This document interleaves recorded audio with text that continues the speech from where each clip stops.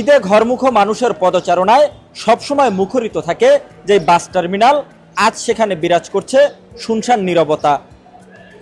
যাত্রীহীনতায় অলস সময় পার করছে কাউন্টার কর্তৃপক্ষ। দর্শক, বলছিলাম দেশের বৃহত্তম বাস টার্মিনাল গাবতলীর সর্বশেষ পরিস্থিতির কথা। পবিত্র ঈদুল আজহার মাত্র 4 দিন বাকি থাকলেও এখনো পর্যন্ত গাবতলী বাস টার্মিনালে দেখা মেলেনি তেমন কোনো যাত্রীর। অন্য সময়ের মতোই সাধারণ চাপ লক্ষ্য করা গেছে এই বাস টার্মিনালে। এখন ছুটি হয়নি গার্মেন্টস অফিস, এর জন্য লোকজন হচ্ছে না। এখন আশা করা যায় 4 তারিখ থেকে শুরু হবে। 4 তারিখ অফিস করে সব ছুটি আছে, 4 তারিখ থেকে ইনশাল্লাহ শুরু হয়ে যাবে লোকজন আসা। এখন পুরো টার্মিনাল ফাঁকা, গাড়ি যাইতে পারতেছে না। এখন সিট বেচতে পারি নাই, গাড়ি পুরো গাড়ি সারাদিন একটা গাড়ি চালাতে পারি নাই। এখন ছুটি, বিভিন্ন অফিস ছুটি হলো 4-5 তারিখ থেকে। 4-5 তারিখের চাপ বেশি। অলরেডি 4-5 তারিখের সিট ম্যাক্সিমাম সোল্ড আউট হয়ে গেছে, কিন্তু 3 তারিখ এই পর্যন্ত কোনো চাপ নাই, তেমন চাপ নাই, যাত্রীর চাপ নাই।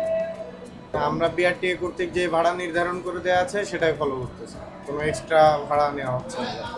চাপ পড়বে হলো আপনার 4 তারিখ থেকে আর 5 তারিখ থেকে। আর আজকে তো আপনার মাসের 2 তারিখ, এই কারণে যাত্রী দেখা যাচ্ছে না, কিন্তু এবার চাপ হবে, ভালো চাপ হবে, আমরা যেটা আশা করছি।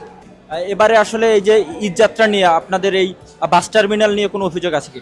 আজকে অবধি কোনো সমস্যাই নেই, রাস্তাঘাটে জ্যাম অনেক কম, আসার সময় জ্যাম ছিল না ধরতে গেলে। গাড়ি কখন আপনাদের? আমার বাস 5টায়। এত আগে আসার কারণ কি?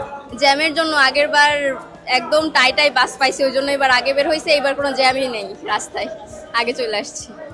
বাসের ভাড়াটা বেসিক্যালি নর্মালি যখন যাই 600 বা 700 এরকম নেয়, বাট ঈদের জন্য হয়তো এখন বেশি নিচ্ছে, 1000 করে নিচ্ছে। I don't know Y, but হয়তো ঈদের জন্য। এই তো। আর ঈদ যাত্রা, যেটা সত্য কথা বলতে, সবসময় একটু আনন্দ লাগে, কারণ গ্রামে যাচ্ছি অনেক দিন পরে। টিকিট তো পাইছি, কিন্তু টাইম দিয়েছে 3:30, এখন 3:30 বাজে গেছে, এখনো তো 9:30। আমাদের কাছ থেকে নিচে যশোর পর্যন্ত 960 টাকা। ভাইয়া কোথায় যাওয়ার জন্য এসেছেন? না, আমি ঝিনাইদহতে যাব।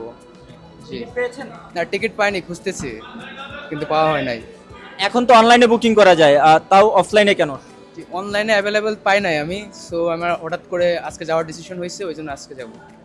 টিকিটের দাম এখনো পর্যন্ত কেমন মনে হচ্ছে? টিকিট আমি আগে 15-20 দিন আগে আসছিলাম, তখন 650 করে আসছে, এখন 750 দেখি।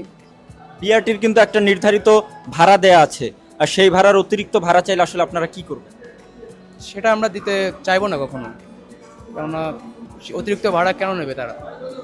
মানে সেক্ষেত্রে আইনের আশ্রয় নিতে হবে। এখনো টিকিট কাটা হয়নি, তবে কালকে টিকিটের খোঁজ নিয়েছিলাম, টিকিটের দাম বেশি চাওয়া হচ্ছে, ডবল চাওয়া হচ্ছে। এ ব্যাপারে কোথাও কোনো অভিযোগ দিয়েছেন আপনারা? না, আপাতত কারোর কাছে অভিযোগ দেওয়া হয়নি। আজকে আসছি, দেখি সামনাসামনি কি হয়।